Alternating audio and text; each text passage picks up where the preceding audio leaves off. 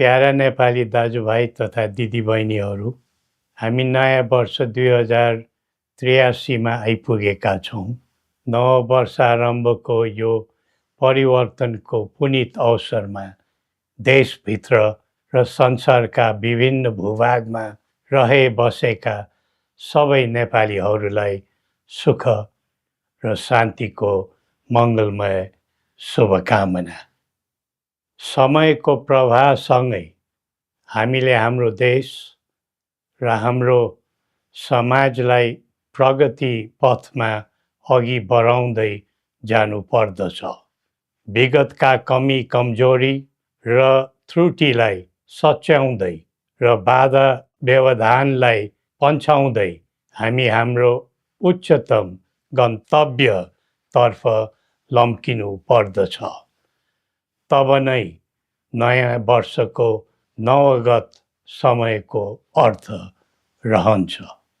बितेका कतिपय वर्ष वाञ्छित विकासका दृष्टिले नेपाल झन तल झर्दै गयो भन्ने नेपालीहरूको आम मनोभावना रह्यो। राजनीति, राज्य पद्धति र शासन प्रशासनको प्रणालीमा त हामीले निकै हेरफेर हेर्यौँ, तर त्यो कोरा परिवर्तन मात्र भयो। दलदलको खलबलमा त हामी धेरै दगुर्यौँ, तर राष्ट्रको श्रीवृद्धिमा हामी निकै पछाडि पर्यौँ।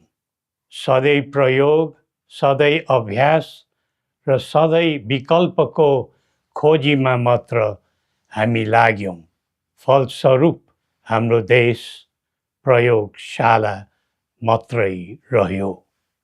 स्थिरता, निरन्तरता र दृढता कता कता हराएर गयो। विधि पद्धति व्यक्ति बदलेर मात्र समग्र स्थिति बन्ने रहेनछ भन्ने कुराको पाठ हामीलाई विगतले सिकाएको छ। राजनीति र राज्य सञ्चालनको गतिविधिमा युवा पिँढीको संलग्नता बढ्दै जानु उत्साहको विषय हो। पढे लेखेका, देश बुझेका र आधुनिक प्रविधिको ज्ञान भएका उत्साहिक पात्रहरूको आगमनले राष्ट्रलाई फलदायी बनाउनुमा मद्दत पुग्छ भन्ने हामीलाई लाग्दछ।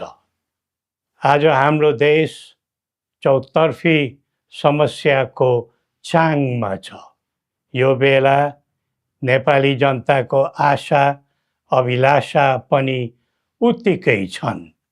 यो स्थितिमा हाम्रो आर्थिक अवस्थालाई कसरी उकास्ने, छिमेकीहरू र बाह्य मित्र शक्तिहरूको सहयोग सद्भाव कसरी बढाउँदै जाने भन्नेमा हाम्रो ध्यान केन्द्रित हुनुपर्ने देखिन्छ। आन्तरिक सुरक्षा प्रणालीको दृष्टिले मुलुक अत्यन्तै नाजुक अवस्थामा परेको छ।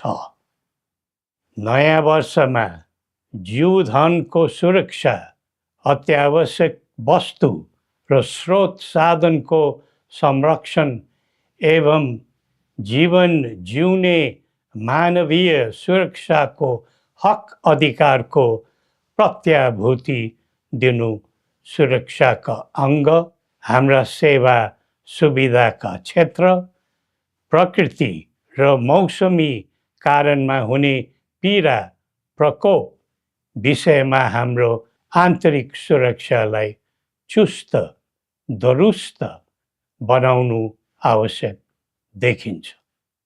आजको विषम र अशान्त विश्वमा हामीले हामीलाई जोगाउने, हाम्रो उत्पादित आयातित वस्तुको जोगाड गर्ने र कुनै प्रकारको व्यवधान पर्न नदिने तर्फ राज्यको गहिरो ध्यान पुग्नुपर्ने देखिन्छ। आम नागरिकले कुनै प्रकारको शारीरिक, मानसिक भौतिक तथा जीवनयापनको मामलामा त्रास, पीडा, अभावको अनुभव गर्न नपरोस्।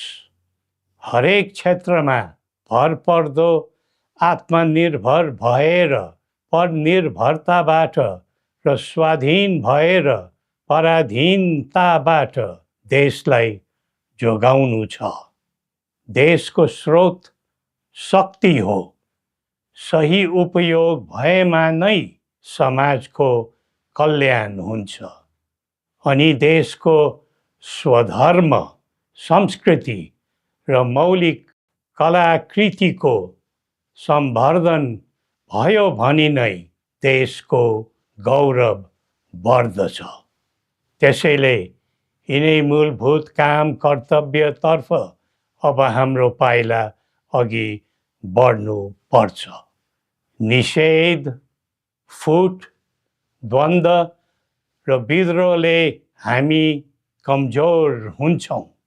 परस्परको राग, द्वेष, प्रतिशोध र निषेध राजनीतिमा हुनु हुँदैन।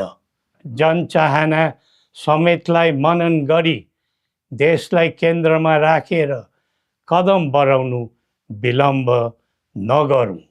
संवाद, सहमति र सहकार्यका माध्यमबाट सबै पक्षको मागलाई सम्बोधन हुने गरी संवैधानिक समाधान खोज्न दृढ सङ्कल्पित बनौँ। नेपाल शान्तिको भूमि बनोस्, उन्नतिको मुलुक बनोस् अनि आफ्नै मौलिक, सनातन र पहिचानबाट परिचालित एवं प्रतिष्ठित बनोस्। सबै नेपालीले न्याय, शान्ति र सुख पाउन्, यही हाम्रो सदिच्छा हो। श्री पशुपतिनाथले हामी सबैको कल्याण गरून्। जय नेपाल।